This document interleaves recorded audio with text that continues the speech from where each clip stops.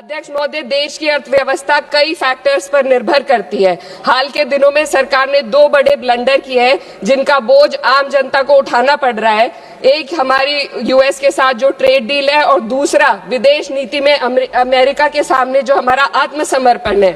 खाड़ी क्षेत्र में कभी भारत का रुख स्वतंत्र और संतुलित था, लेकिन आज हमें दूसरों के संघर्ष में उलझकर नुकसान उठाना पड़ रहा है। ईरान अमेरिका इजराइल विवाद में भारत एशिया का सबसे बड़ा नुकसान उठाने वाला देश बना है। चीन सस्ता तेल लेकर अपने नागरिकों को राहत दे रहा है, जबकि हमारे यहाँ एलपीजी और पेट्रोल की कीमतें लगातार बढ़ती जा रही है। ईरान जैसे पुराने मित्र के कठिन समय में हम खुलकर समर्थन नहीं कर सके और आज गैस आपूर्ति के लिए बार बार अनुरोध करना पड़ रहा है। विदेश नीति साहस और स्पष्टता से चलती है। इसको ईरान के शहीद supreme leader Ayatollah Ali Khamenei ji ने अपनी शहादत से साबित किया। 36 साल की उम्र के लीडर ने कभी 56 इंच की छाती का दावा नहीं किया, बल्कि जब जरूरत पड़ी तो अमेरिका के सामने झुकने की बजाय उन्होंने शहादत को गले लगाना पसंद किया। लचर विदेश नीति ने देश को महंगाई और आपूर्ति के संकट की दहलीज पर लाकर खड़ा कर दिया है। सरकार कहती है भंडार पर्याप्त है, तो कीमतें क्यों लगातार बढ़ती जा रही है।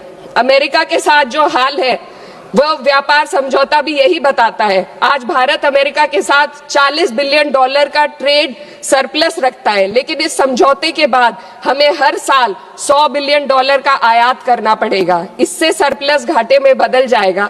इस ट्रेड डील ने देश के किसानों को अमेरिका के अमीर किसानों के हाथों बेच दिया है। अगर ट्रेड डील करनी ही थी तो पहले देश के किसानों को अमेरिकी किसानों की तरह भारी सब्सिडी देते, उन्हें तैयार करते और फिर ट्रेड डील करते।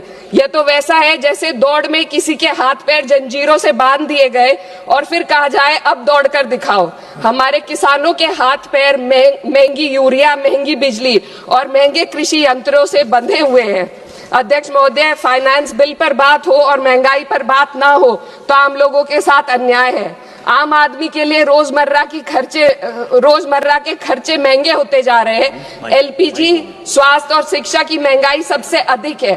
सरकार 2025 में महंगाई को 1.7% बताती है।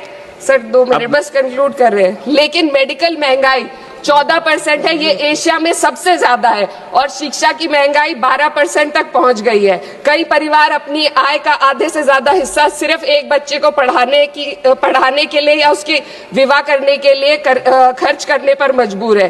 पिछले बजट में वित्त मंत्री ने एम्प्लॉयमेंट लिंक्ड इंसेंटिव स्कीम की घोषणा की थी। उम्मीद थी इससे 4 करोड़ नौकरियां बढ़ेंगी। 2 लाख करोड़ का बजट भी दिया गया, लेकिन ये योजना एक भी युवा को नौकरी देने में असफल रही। इसी तरीके से पीएम इंटर्नशिप स्कीम का हाल भी यही है। 1.6 लाख का ऑफर दिया गया। Sir 2 minute. 16,000 युवाओं ने ज्वाइन किया, आधे से ज्यादा बीच में छोड़कर चले गए और अंत में सिर्फ 95 युवाओं को नौकरी मिली। सरकार ने चुपचाप इसका बजट 95% घटा दिया। जब आप हेडलाइन मैनेजमेंट, दिखावा और लोगों को बेवकूफ बनाने के लिए स्कीम बनाते हैं तो उसका हश्र यही होता है। मैं अंत में किसानों की बात करना चाहती हूँ। ग्रामीण विकास और कृषि कल्याण पर देश की पीढ़ी आबादी निर्भर है। इस मंत्रालय का पिछले वर्ष का बजट सरकार खर्च ही नहीं कर पाई।